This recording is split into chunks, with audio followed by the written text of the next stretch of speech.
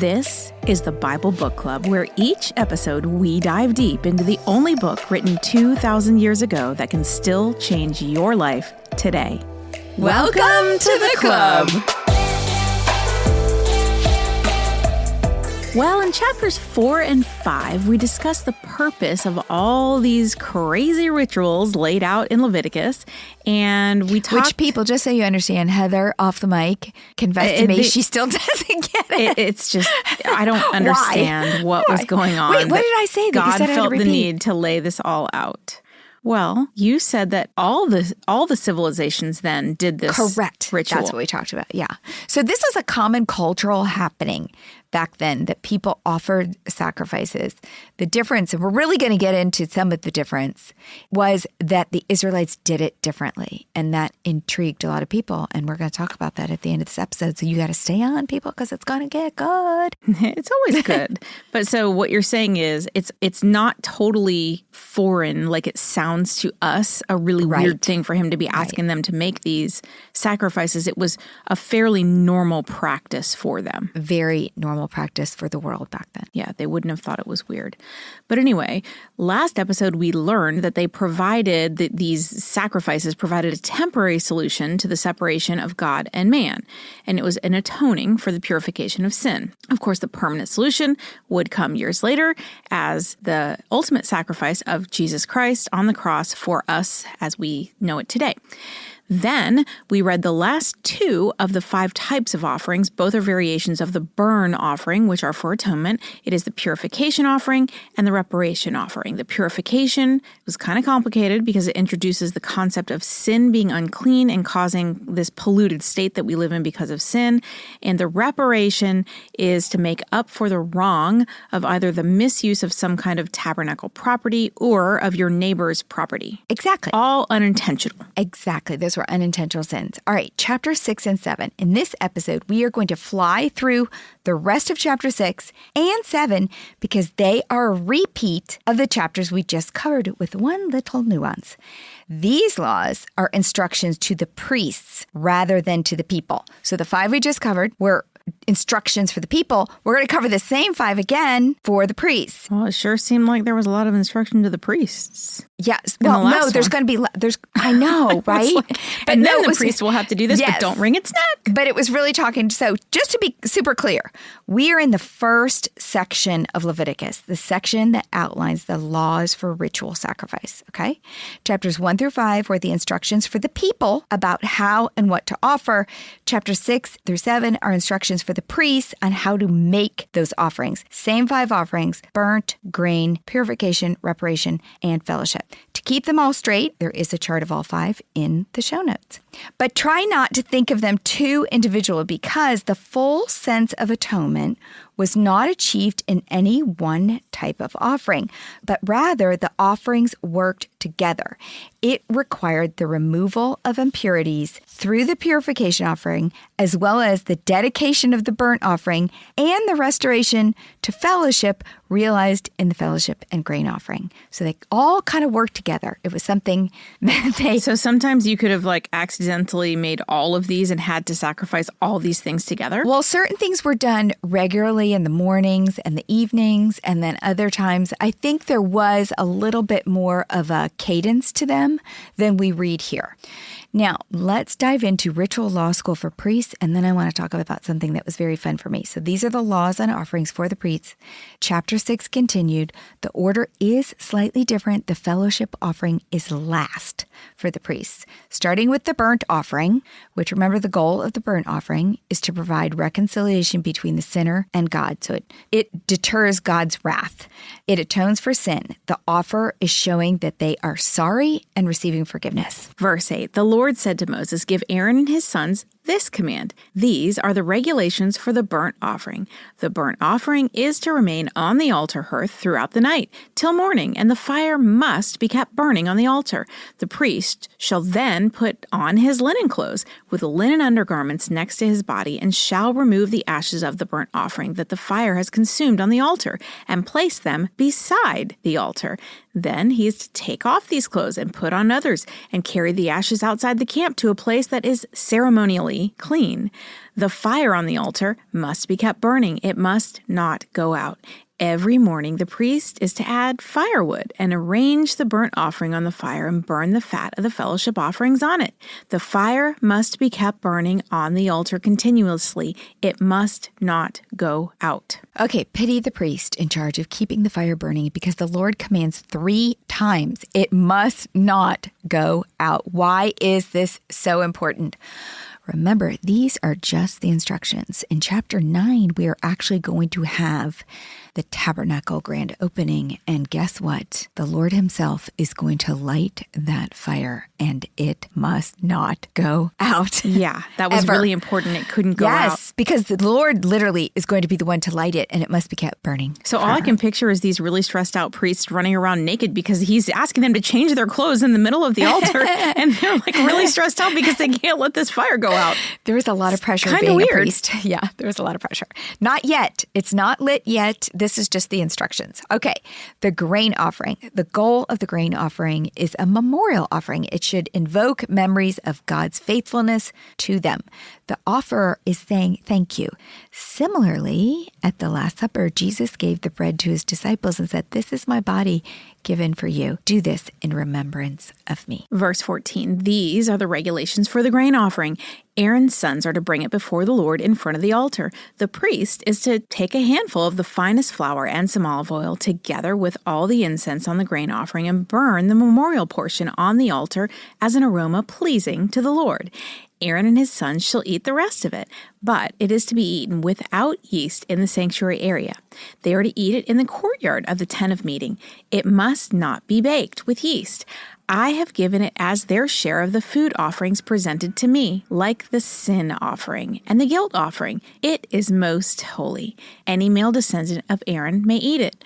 For all generations to come, it is his perpetual share of the food offerings presented to the Lord.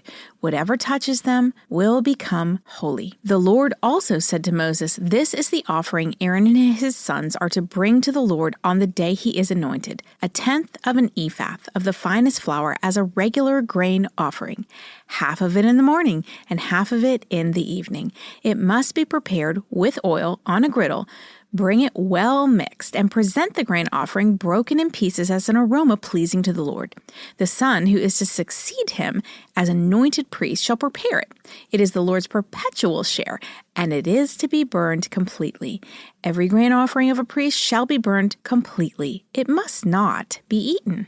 Okay, I just thought of one benefit of being married to a priest. He did all the cooking. Unless she had to cook it for him because he said he had to have it prepared by the time he got there. No. He has to do all the cooking because this does provide for he and his family. So, they do get to eat some. But it would be torturous to be making these awesome little, it's basically like waffles, and then you can't eat them. Well, some of them they can eat, though. Like the morning, I did read this, the morning and the evening, when they offer morning and evening back then, they just did have 2 meals. So there was a cadence, like I said, and a purpose. And the priests were provided for out of the offerings. So there were 2 types of grain offerings that were outlined. The offering made by the people, of which the priests get a portion, then the offering made by the priests for themselves, of which they couldn't eat because they're offering for themselves. All right, moving on to the sin or purification offering. Now remember, the goal of this one is forgiveness for sin and purification from sin. It did atone for sin, and the offer is showing that they're sorry and they're receiving forgiveness. Verse 24, the Lord said to Moses, "Say to Aaron and his sons, these are the regulations for the sin offering. The sin offering is to be slaughtered before the Lord in the place the burnt offering is slaughtered. It is most holy. The priest who offers it shall eat it. It is to be eaten in the sanctuary area in the courtyard of the tent of meeting. Whatever touches any of the flesh will become holy, and if any of the blood is spattered on a garment, you must wash it in the sanctuary area. The clay pot the meat is cooked in must be broken, but if it is cooked on a bronze pot, the pot is to be scoured and rinsed with water. Any male in a priest's family may eat it. It is most holy. But any sin offering whose blood is brought into the tent of meeting to make atonement in the holy place must not be eaten. It must be burned up. All right, in Hebrews 13, Paul referred back to the burnt and the purification offerings. It says, the high priest carries the blood of animals into the most holy place as a sin offering, but the bodies are burned outside the camp. And so Jesus also suffered outside the city gate to make the people holy through his own blood. Let us then go to him outside the camp, bearing the disgrace he bore. For here we do not have an enduring city, but we are looking for the city that is to come. Through Jesus, therefore, let us continually offer to God a sacrifice of praise, the fruit of lips that openly profess his name. And do not forget to do good and to share with others, for with such sacrifices, God is pleased. Both the animals of the Old Testament and Jesus of the New Testament provide atonement for the people. In both sacrifices, sin is transferred from us to them. Since then, we no longer have to sacrifice animals because we're living in the New Testament.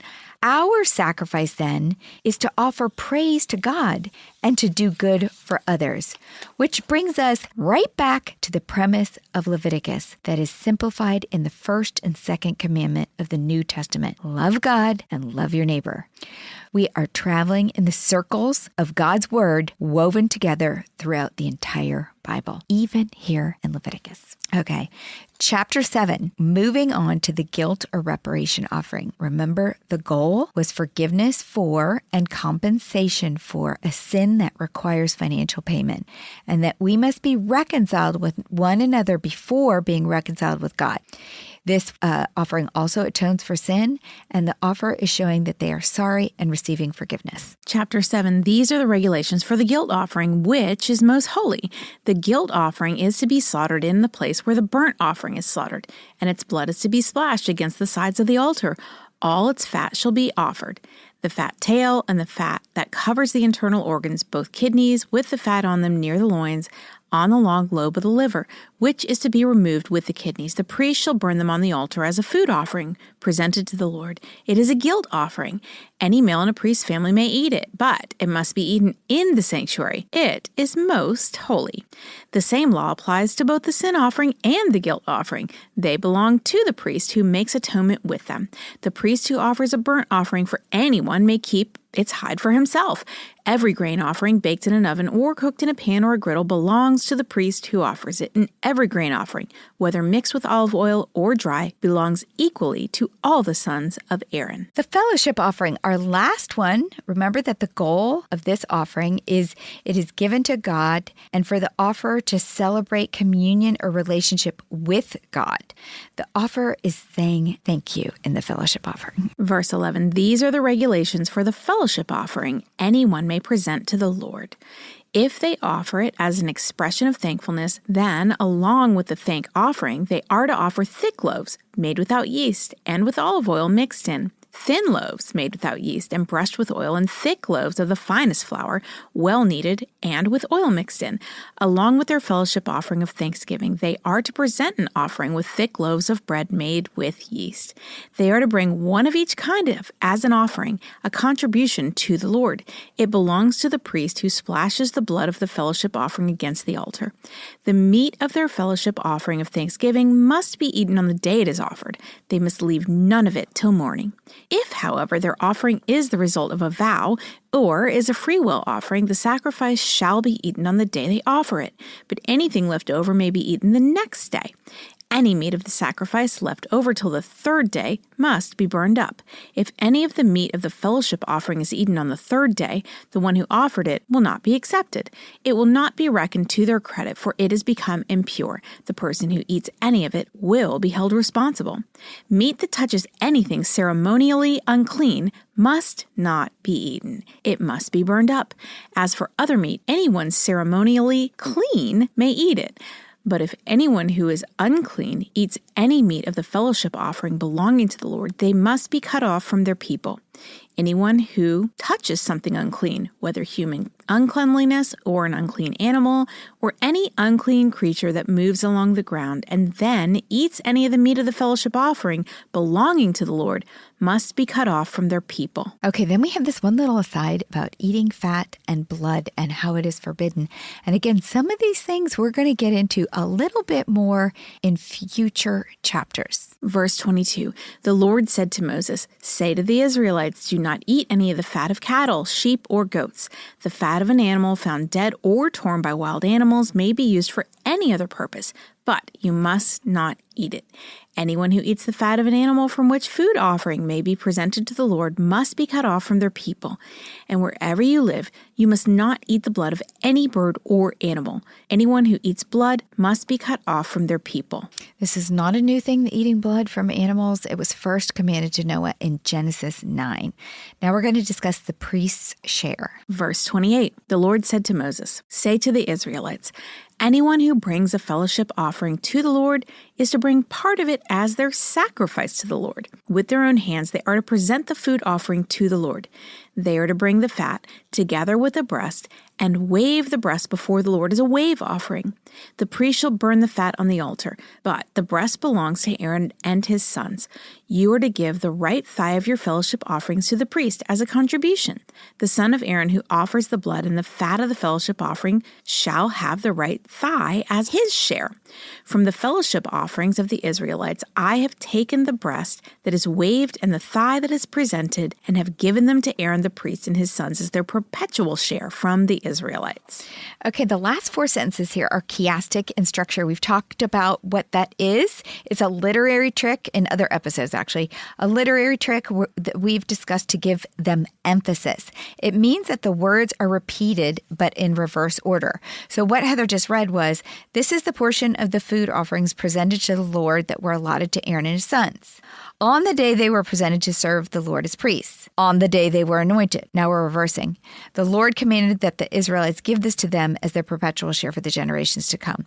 The literary trick tells us that this command was super important. And although they were hearing this for the first time, on the day of the first ordination of priests, this allotment, which is coming in our next episode, this allotment of food was for all time, a regulation to provide for the priests forever. That's interesting that you brought that up because there's so much repetition in this. Mm-hmm. It could easily be missed. Yeah. All right, continuing on in verse 37. These then are the regulations for the burnt offering, the grain offering, the sin offering, the guilt offering, the ordination offering, and the fellowship offering, which the Lord gave Moses at Mount Sinai in the desert of Sinai on the day he commanded the Israelites to bring their offerings to the Lord. Note, there was a little one out of there, the ordination offering, which he actually didn't give the rules for, which are going to be given in the next episode. Now, congratulations, all of you listeners. You have finished your first semester of Leviticus Law School. This is done. What the world missed in Leviticus, Exactly. And now you know that's coming. No, it's coming. There's more the world missed. This first section of the book of Leviticus covered the ritual sacrifice for the people and for the priests. And why did they have to sacrifice? Because God is holy, and he was taking up residence in the tabernacle, which meant it had to be holy too. And if Israel wants to live with God in their presence, they had to become holy too, which means their sin had to be dealt with. There was a reason for the ritual and rules of Leviticus. Well, that's good to know. Now, reading Leviticus is not for the faint of faith. When you think of all the big moments in the Bible that led to Christ, what we are discussing in Leviticus was a conceptually difficult one. But what happened had an important purpose. Think about the big moments so far in our Bible Book Club journey. The first was creation and the fall. Then we had the flood, recreation of the world, and the covenant with Noah. Then the calling of Abraham and the covenant of circumcision. Then we moved from Genesis to Exodus, and we had the Exodus and the rise of the promised nation Israel. That would be our fourth one. We are there still with them, still at Mount Sinai. Israel as a nation is in prep stage. They are in the process of receiving the first set of written instructions, the covenant laws and the covenant rituals, which you just graduated from. They are preparing for launch as a great nation, over 2 million strong. And that was promised to Abraham way back in Genesis. This is a really big moment in the history of God's plan right here in Leviticus, a book that very few people read. Well, very few people today read. Right. But I don't remember. Back then. I think it was Buck, our editor, who taught me this. This would have been one of the first books that the Israelites would read. And that they would teach their children. This is one of the last ones that we read, and we really should understand what it says. So, and you do now. What did the world miss in Leviticus? The more you study this Bible, the more you realize its design is beyond the scope of the human brain. The Bible is divine. And this book, Leviticus, for whatever reason, and unbeknownst to me until recently, is riddled with symbolism, patterns, and literary devices that have been dissected, hypothesized, debated, and interpreted in commentaries that are even accepted by both Christian and Jewish scholars, but largely missed by us, the lay people. We are missing it. It just isn't breaking news when an anthropologist or archaeologist makes new discoveries about the Bible. Well, Mary Douglas is one of those anthropologists who has made new discoveries, and she is praised by both Jews and Christians for seeing things in the Bible that the world missed. Mary was a British anthropologist known for her writings on human culture and symbolism, who had a strong interest in religion. She didn't always just do anthropology and religion. She began studying cultures in Africa. She taught in the U.S. at Northwestern and Princeton, and in the U.K. at the University College of London. She has received a bajillion awards I'm not going to go into. Mary has become, since my recent studying of Leviticus, on my top list of people to seek out in heaven. And I expect her lectures up there will be packed out. Look for me in the front row. I am reading this woman avidly, and I'm only sad that I didn't read one of her books called Jacob's Tears when we were doing Genesis, because she has written multiple books about the Bible. She wrote over 20 books before she died in 2006 at the age of 87. Several of those books focus on the Torah, but 2 in particularly pertain to Leviticus. Her book, Leviticus as Literature, which was one of her last books, is worth a deep dive today because Mary saw something in Leviticus that no one saw before her, and the rabbis and pastors agree she was spot on in what she discovered. So let's talk about the tripart divisions of the mountain, the tabernacle, and the sacrificial animal. Leviticus is a bit of a mystery for many, including the theologians and those in the sciences. It is not easy to understand the meaning of words written to a culture from 3,000 years ago. That is where anthropology, which is the science of cultural development, comes in. Some of the cultural practices of Leviticus can be found in many other cultures in and around the same time period. However, the practices of the Israelites were different, and it's those differences that bring insight into what God intended for Israel, a nation that was holy, separate, and in covenant relationship with Him. This is what intrigued Mary Douglas, who had studied many cultures from that era, but couldn't understand why Israel was doing it so different, and it bugged her to the point of she began to really dig in. To remind the Israelites of the need to be holy so that they could stay in relationship with God, much of their culture involved symbolism for God, creation, and holiness. Now, one picture of symbolism that started on Mount Sinai was then applied to the creation of the tabernacle. We've discussed this one. Both are holy places where God could be in relationship with the people. There was a 3-way division on the mountain that was duplicated in the tabernacle. The mountain summit corresponds to the inner sanctum of the tabernacle called the most holy place, and only Moses could go to the summit, where only the high priest could enter the most holy place in the tabernacle. Then the middle zone on the mountain corresponded to the outer sanctum or holy place in the tabernacle. Only Moses, Aaron's sons, Joshua, and the 70 elders had access on the middle mountain, and only the priests could enter the holy place in the tabernacle.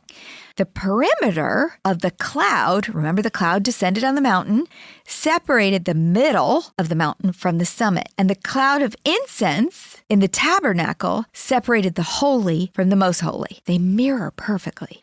The lower zone in the mountain corresponded to the outer court of the tabernacle, and it was open access where everyone was allowed. So you're saying they basically recreated the mountain in the tabernacle? Correct. Yeah. Correct. Now, Mary Douglas, like I said, was intrigued by the ritual sacrifices and how detailed they were and just, why go into that detail? And yet the detail was very different from other cultures. So Mary Douglas' study of God's design for ritual sacrifice added another layer of comparison to the three-way division seen on the mountain and in the tabernacle. She discovered that God had created this three-part division in the animal that mimicked the tabernacle and the mountain. And it explains why the Israelite sacrifices were so different, because they follow a repeated pattern designed by God, a recreation pattern. Now, Mary Douglas realized the unusual process for sacrificing the animals had this three-part division that fits with the divisions of the mountain and the tabernacle, and no one else had ever seen this before. All right, so first of all, what she discovered is the mountain, the tabernacle, and the animal are all consecrated or set apart as holy in the Word of God. In Exodus 19:23, Leviticus 1-7, and Leviticus 16, it says they were consecrated. The tabernacle was consecrated. The mountain was consecrated. The animal was consecrated. So already we have this basic comparison. Moving forward, the head, because this is reverse, so hang with me. The head and meat of the animal, which is laid on the altar first and is also available as food for people and priests, depending on which offering you're talking about, corresponds to the outer court and the base of the mountain that everybody had access to. The midriff area of the animal with the kidneys and the liver lobe, which was covered in this dense fat or suet, which gets mentioned a lot, the suet, we're going to talk about it even more going forward, corresponds to the holy place in the tabernacle and the middle zone of the mountain. Now, the fat or suet, so fat or suet was this kind of fat. It was like really thick, and the only people who really used it a lot were the British people. They used it in meat pies, but it's great because it has a high burning point when you cook, so it's in like meat pies and stuff. And it covers the intestines and all those things in the midriff. Not the intestines, in the midriff, the like middle stuff. So your rib cage covers your heart up here, but the suet is in the middle. Am I getting it across? It's kind of gross, but the fat or suet corresponds to the incense in the tabernacle and the cloud separating the holy place from the most holy place. This explains why the suet, which represents the cloud, is strictly forbidden to eat. You just read that, Heather, like, do not eat the fat, do not eat the fat, do not eat the fat. And I wondered why. Exactly. Now I'm explaining it. Now, the animal's entrails, intestines, and genital organs at the top of the pile of the offering correspond to the most holy place in the tabernacle and the summit of the mountain. There is, of course, much discussion about why the head of the animal is at the bottom, or least important, and the intestines and genitals are at the top or most important part of the offering. Here is Mary's explanation why. And this is why, again, nobody really saw this before, because to us, it seems a little backwards. Why would the bottom of the animal be considered the most important part when the head was considered the least important part?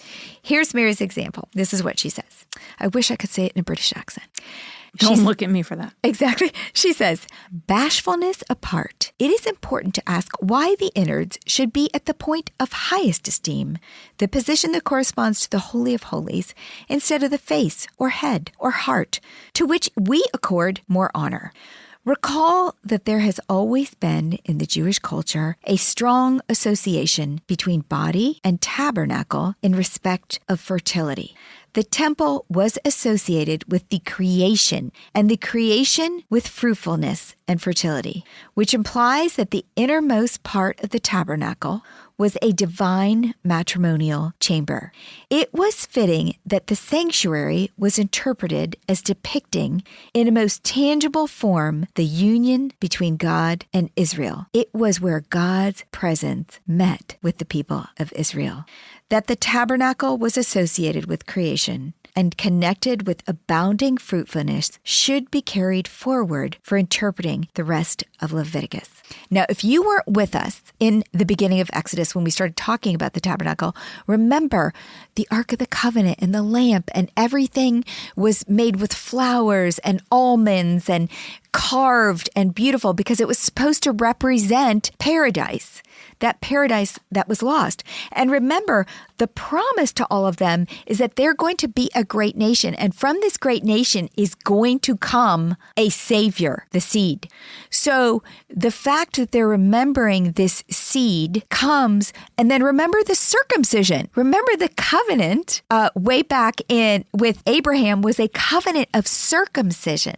Again, separating them in a very private genital place from all other countries. There is a focus here. Now, listen to these thoughts I want you to ponder about. Fast forward, there is a similar comparison to Christ as the bridegroom and the church as the bride of Christ. So you have this symbolism here of this special space where the temple was associated with creation, fruitfulness, and fertility. Additionally, it occurred to me, the prophecy to the serpent in Genesis was that about the seed that would bring an end to sin and the beginning of another recreation, a new heaven and earth. The seed was going to be Jesus. And he said in Genesis, I will put enmity between your offspring or seed and hers, the woman.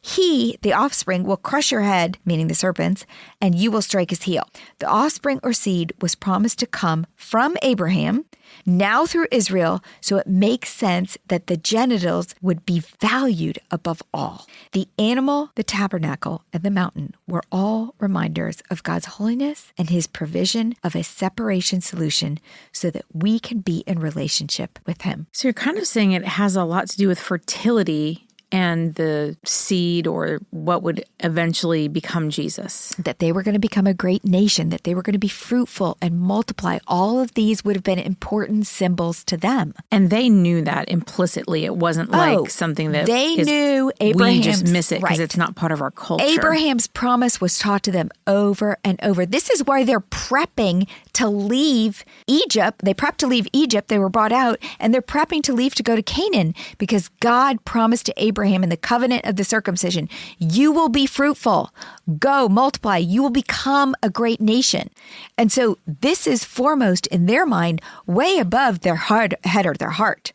It's all about, this is what God has called us to do, to become a great nation. We've got to multiply. We have to become as numerous as stars, greater than the sands, greater than the sand. You know, it's all they thought about. It was the central to how are we going to get there and become this great nation? And they're 2 million strong. They're going for it. It's a crazy, crazy thought, isn't it? Yeah, it's really cool. It's a lot, but it's a lot. Big Bible bender. Takes us in a totally different direction than we would ever think for those sacrifices. But it made sense to them. And aren't you glad you're studying Leviticus with us? What's a club without friends? If you're enjoying the Bible Book Club, why don't you share it? And then you can say, Welcome to the club.